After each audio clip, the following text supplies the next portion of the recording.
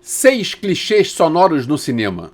Algum personagem pega um microfone e sempre quando pega um microfone, você ouve uma microfonia e a microfonia para.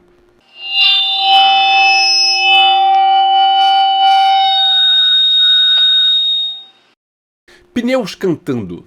Em filmes, sempre em curvas, os pneus cantam. Sempre quando freia, os pneus cantam.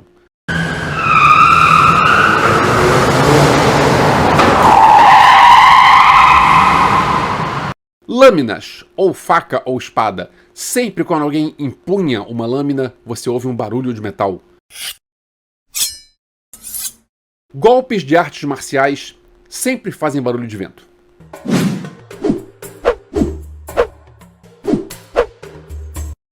Não existe som no espaço.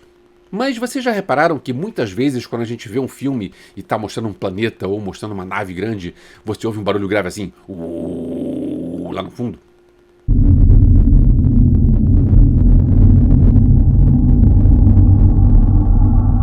A gente sabe que o som e a luz viajam em tempos diferentes. Então quando você vê um raio, a luz de um raio, você passa um tempo e depois você ouve o trovão. E quase sempre em filmes, o trovão e o raio estão juntos.